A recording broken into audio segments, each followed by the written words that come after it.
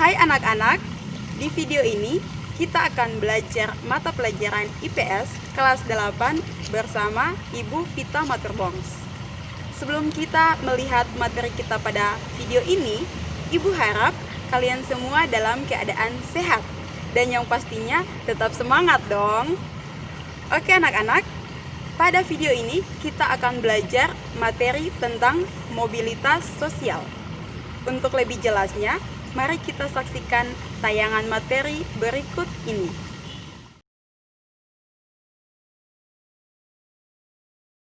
Baik anak-anak, kita lanjut materi mobilitas sosial.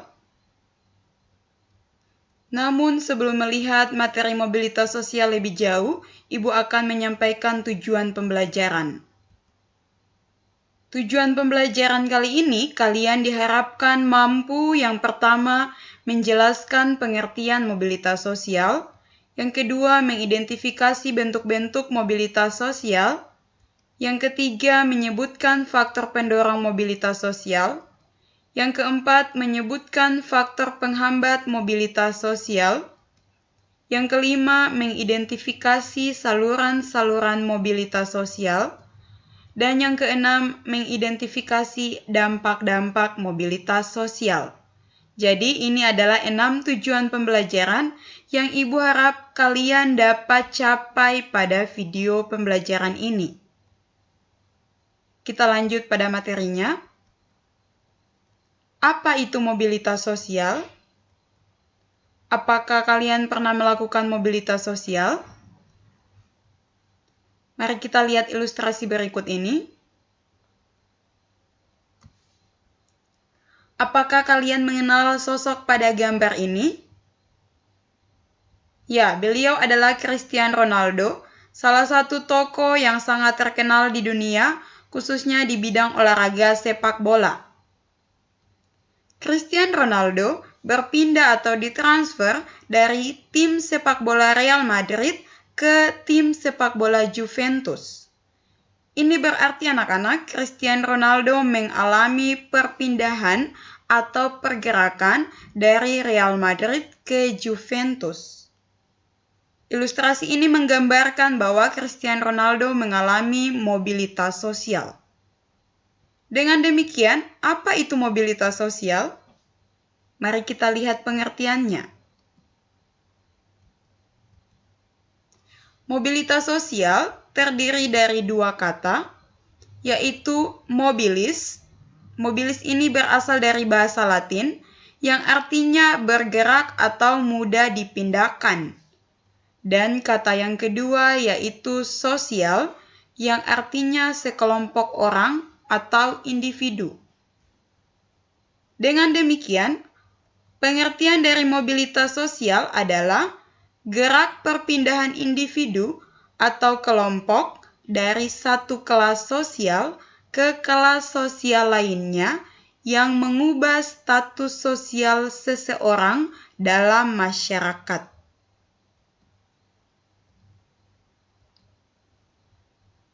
Nah, anak-anak, tadi adalah pengertian mobilitas sosial. Sekarang kita akan melihat bentuk-bentuk mobilitas sosial. Bentuk yang pertama dari mobilitas sosial yaitu mobilitas sosial vertikal atau tidak sederajat. Mobilitas sosial vertikal merupakan gerak perpindahan status atau kedudukan seseorang menuju status dan kedudukan baru yang tidak sederajat. Kemudian anak-anak, mobilitas sosial vertikal ini dibagi lagi ke dalam dua bentuk. Yang pertama yaitu vertikal ke atas atau social climbing mobility.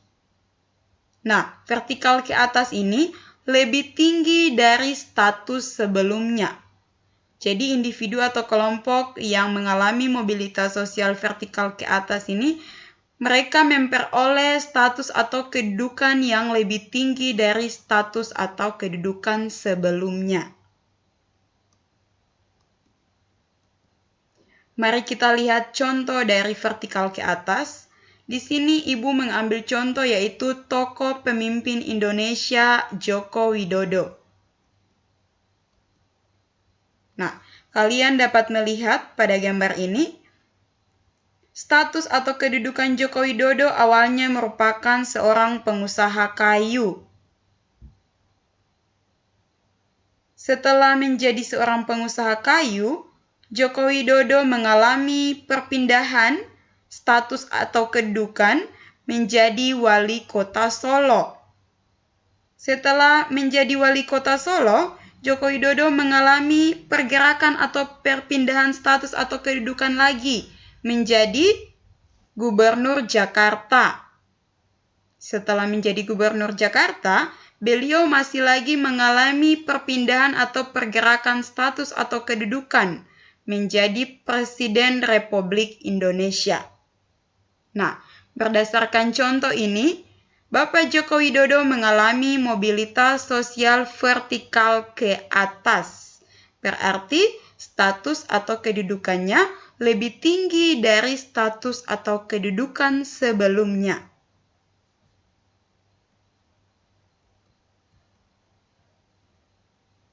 Nah, bentuk mobilitas sosial vertikal yang kedua yaitu vertikal ke bawah atau social sinking mobility. Nah, vertikal ke bawah ini berarti lebih rendah dari status sebelumnya. Jika individu atau kelompok mengalami mobilitas sosial vertikal ke bawah, berarti statusnya lebih rendah dari status atau kedudukan sebelumnya. Mari kita lihat contohnya. Di sini Ibu mengambil contoh yaitu tokoh politik Setia Novanto.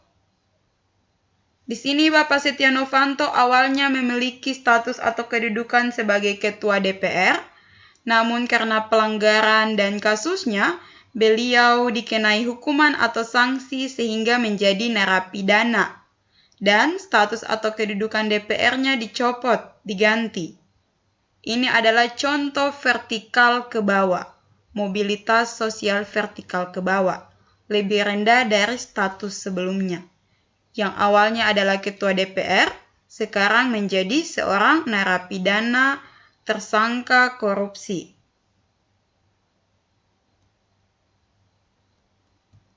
Kita lanjut ke bentuk mobilitas yang kedua, yaitu mobilitas sosial horizontal atau sederajat. Mobilitas sosial horizontal merupakan perpindahan individu dari satu kedudukan ke kedudukan lain yang sifatnya sederajat atau dalam strata yang sama.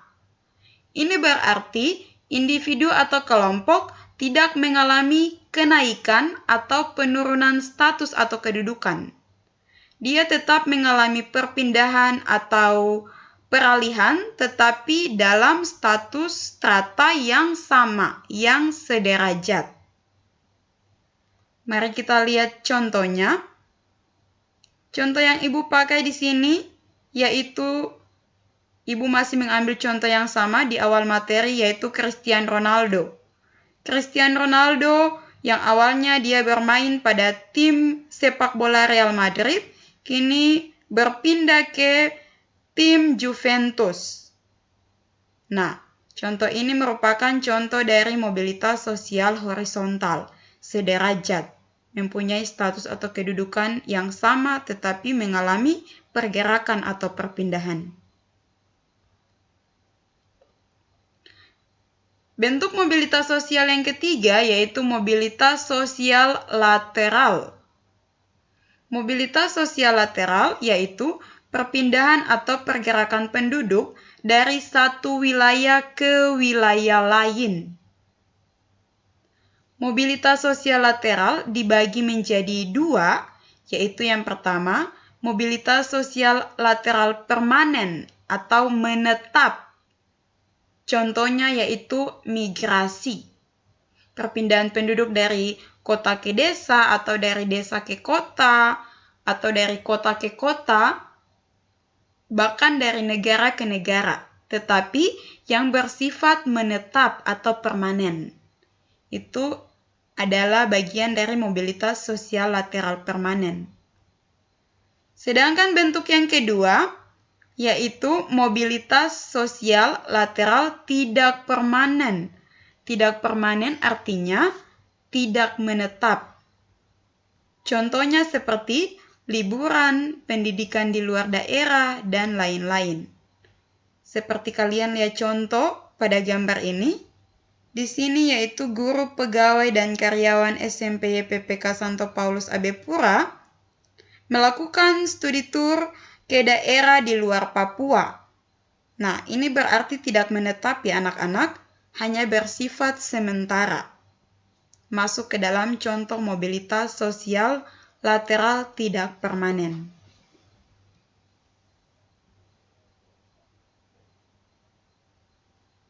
Baik, sekarang kita akan melihat faktor-faktor pendorong dan penghambat mobilitas sosial.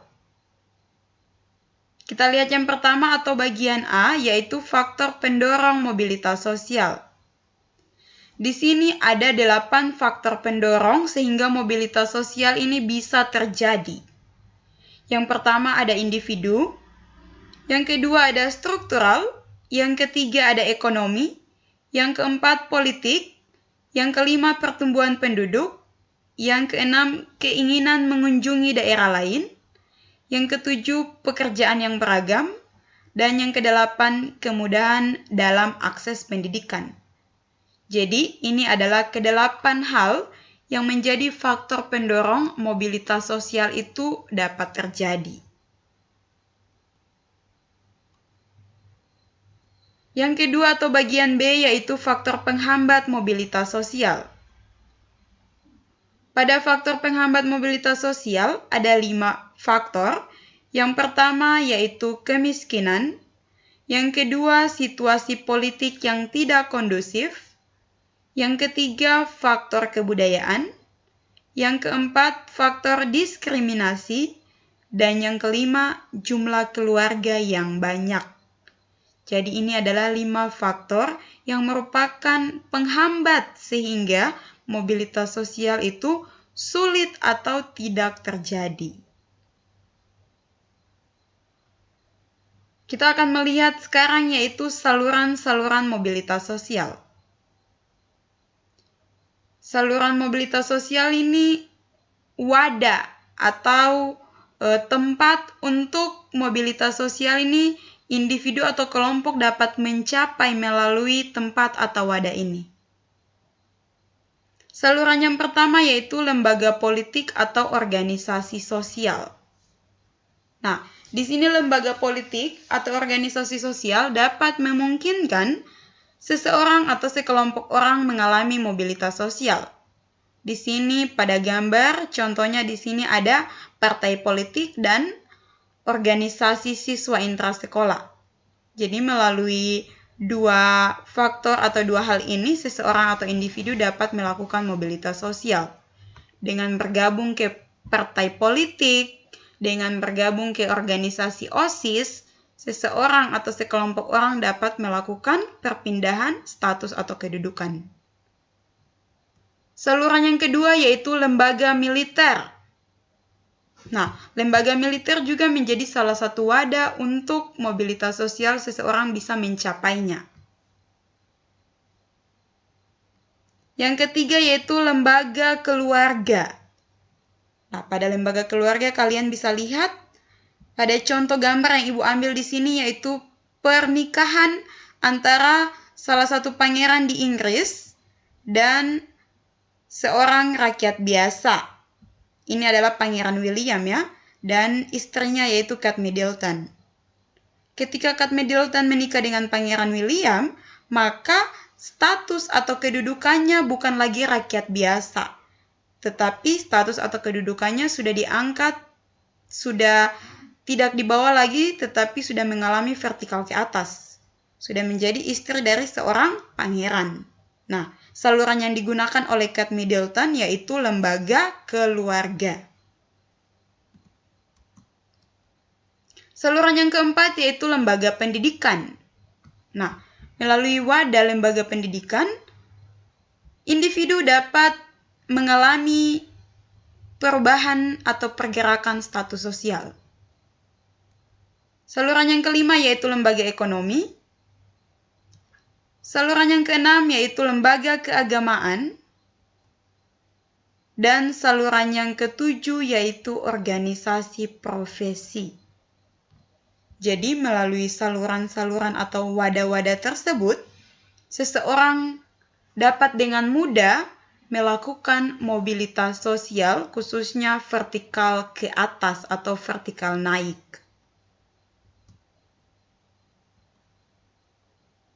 Nah, kita akan melihat dampak dari mobilitas sosial. Yang pertama adalah dampak positif atau dampak yang baik dari mobilitas sosial itu sendiri. Pada dampak positif di sini ada 5. Yang pertama, mendorong seseorang untuk lebih maju. Ya, kita tahu kalau misalnya si A melihat bahwa temannya si B sudah mengalami perubahan atau kenaikan status atau kedudukan, maka dia dengan sendirinya termotivasi untuk dia juga bisa mengalami hal yang serupa dengan temannya. Berarti mendorong dirinya untuk lebih maju. Dampak positif yang kedua yaitu mempercepat perubahan sosial. Yang ketiga, meningkatkan integrasi sosial. Yang keempat, meningkatkan kesejahteraan hidup. Ya, pastinya orang yang sudah mengalami kenaikan status atau kedudukan, kesejahteraan hidupnya mulai meningkat. Mungkin sebelumnya dia karyawan biasa, dia hanya bisa tinggal di kontrakan, tetapi kenaikan jabatan atau kenaikan status menjadi manajer atau kepala perusahaan, dia sudah bisa membeli rumah atau membeli apartemen. Berarti kesejahteraan hidupnya mulai meningkat. Dampak positif yang terakhir yaitu meningkatkan kualitas hidup. Nah, ini juga ya, dengan secara otomatis seseorang yang pangkat atau status kedudukannya naik, maka kualitas hidupnya juga berbeda dengan kualitas hidup sebelumnya. Waktu masih menjadi karyawan biasa, mungkin makanan sehari-harinya hanya nasi, tempe, tahu. Tetapi ketika menjadi manajer atau kepala perusahaan, mungkin makanannya sudah berubah menjadi 4 sehat 5 sempurna. Nah, itu yang dimaksud dengan kualitas hidup yang meningkat. Kita lihat yang berikutnya yaitu dampak negatif dari mobilitas sosial. Yang pertama yaitu munculnya berbagai konflik. Iya, jadi mobilitas sosial ini bisa menimbulkan berbagai macam konflik. Bisa menimbulkan rasa iri. Si A diangkat menjadi manajer perusahaan. Manajer perusahaan sebelumnya dipecat atau dikasih turun jabatannya. Ini pasti akan muncul perdebatan atau rasa iri dari manajer baru dan manajer yang dicopot jabatannya. Dampak negatif yang kedua yaitu menimbulkan gangguan psikologis. Ya, ini sering terjadi pada mobilitas sosial vertikal ke bawah atau turun. Seseorang dengan kebiasaan hidup yang sudah mewah, ibu kasih contoh misalnya, seorang pengusaha, kehidupan atau pola hidupnya penuh dengan segala sesuatu yang mudah. Mau makan enak, gampang, mau beli mobil, gampang, mau liburan ke luar negeri dengan mudah. Namun suatu ketika usahanya mengalami kebangkrutan. Nah, apakah dia bisa menerima kondisinya yang bangkrut? Pasti dia tidak mudah menerima hal tersebut sehingga akan membuat dia mengalami gangguan psikologis. Dia bisa stres, depresi, dan sebagainya. Yang awalnya kemana-mana menggunakan kendaraan pribadi misalnya mobil, tetapi karena perusahaannya bangkrut, akhirnya sudah tidak punya mobil. Nah, ini bisa membuat gangguan psikologis. Dampak negatif yang berikutnya atau yang terakhir yaitu munculnya keretakan dalam suatu hubungan. Nah, ini juga masuk ke dampak negatif ya anak-anak. Si A dan si B adalah teman yang sangat baik. Sama-sama bekerja di perusahaan yang sama. sama-sama rajin. Si A diangkat menjadi kepala proyek. Si B mungkin karyawan biasa saja. Karena si A sudah menjadi kepala proyek atau misalnya manajer, sehingga frekuensi pertemanannya hanya kepada sesama manajer atau sesama kepala proyek. Dia sudah tidak atau jarang bermain dengan temannya yang tadi yang hanya karyawan biasa. Akhirnya apa? Muncullah keretakan dalam hubungan pertemanan mereka berdua sebelumnya. Nah, itu masuk ke dalam dampak negatif dari mobilitas sosial. Oke anak-anak, demikian materi kita tentang mobilitas sosial. Semoga kalian dapat mengerti dan memahami dengan baik ya. Ibu harap kalian tetap semangat belajar walaupun dari rumah. Stay safe, stay healthy, and stay at home. Tetap jaga kesehatan. Tuhan Yesus memberkati. Dadah!